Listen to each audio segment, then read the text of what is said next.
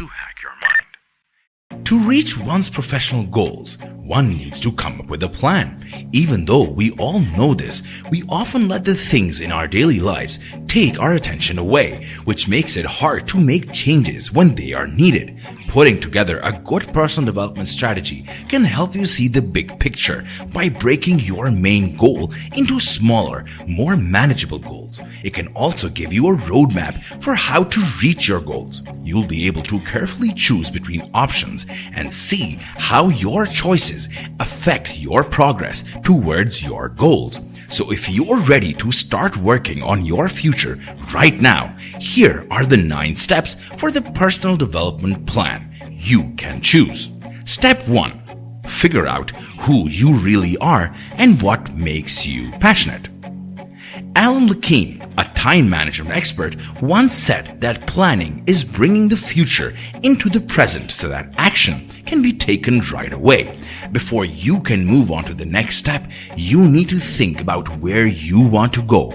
The personal analysis is what we call this part. To start, you need to know who you are, what motivates you, and where your strengths and weaknesses lie. Because of this, the answers to these kinds of questions often seem scary. If you're having trouble figuring out what makes you happy or what you're good at, you can always use a self-assessment tool. But make sure you don't use these tools as a gospel. Instead, use them as advice.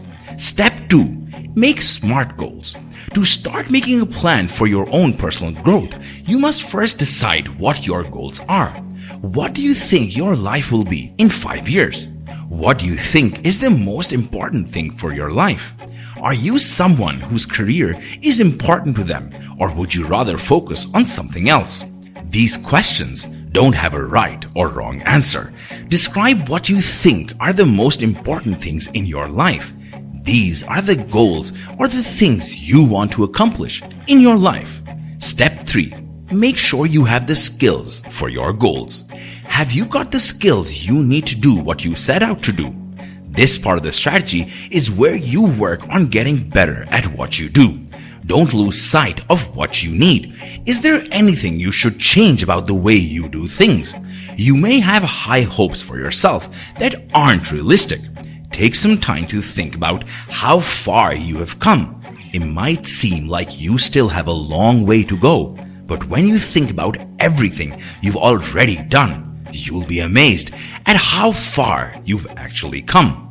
Step 4. Give yourself dates and deadlines to do things. It's extremely important to have an idea of when you want to finish a task, because this will help you measure your success and keep you motivated. If you write down your goals and give yourself a due date, you will be more likely to reach them. For example, if you want to buy a house, knowing when you want to do it, it will help you figure out how much money you need to save each year to have enough for a down payment when the time comes. The same is true for getting better at what you can do, learning new things, and getting more experience. And we just talked about the first step to reaching any goal is to write down and give it a due date. Talking to people who've been in your shoes and taken a similar path to the one you're on now is a good way to get ideas about how to reach your goals. By learning about their experiences, you can also get a better idea of the bigger problems they overcame or the strategies they used, which may also be useful for your personal development plan. Step 5. Look for all the possible risks and how you can make money out of them. When you think about your goals, you should first think about your strengths, then your weaknesses, and then how you can improve on them, then the opportunities that can help you reach your goals, and finally, any threats that could stop you from reaching your goals. This kind of analysis is called a SWOT analysis. Note that these challenges could come from the outside world or could be basic skills that you can improve as part of your personal development plan. Your plans to get a PhD, for example, could fail if you don't have the motivation to do it on your own. But once you know you tend to put things off or lose focus, you can set up plans to keep you going. You will be able to do things, make connections with people, and use resources that will help you along the way. these are the chances you shouldn't miss, and you should make a point of seizing them. Step 6. Setting an importance for each domain. You can't get everything done at the same time. Instead, this is how you should set your priorities. A very effective way to reach your goal is to make a list of all the ways you could improve and then ask yourself. Your answers can range from 1 to 5. Question 1. What's the level of importance this has for me? Number 2. How important is it to make these changes right now? Now you will have a much better idea of which areas to focus on first if you add or multiply the scores for the 2 questions about each topic. This is because you will have much more better idea of which areas are either more important or more time sensitive. Don't worry about the other things until later, like next year or even a few years from now. Step number 7. Being realistic.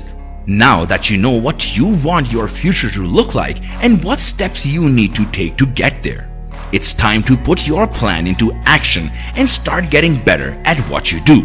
Do some research, talk to people in your network, and look for the resources that fit your needs the best.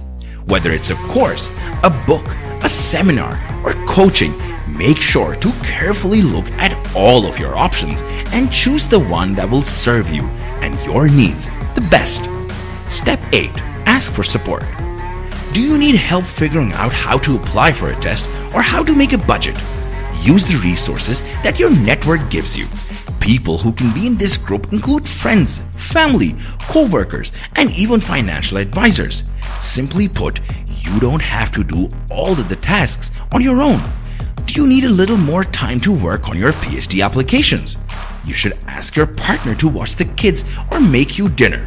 When you need help, don't be afraid to ask for it. If people around you know what your ultimate goals are, they may be happy to help you reach them. Number 9. Measure your progress.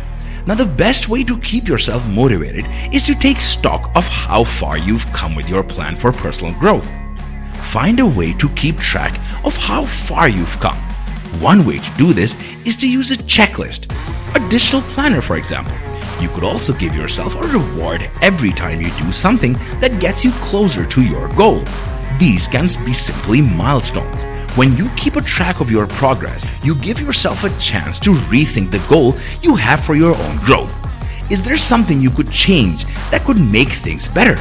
Have you recently changed the order of your priorities? Look at the tasks that need to be done in the next 3 months and make a promise to yourself to hold yourself accountable. These were 9 steps to develop a personal development plan. We really hope that you take note of these and add these actions and plans into your life. See you next time.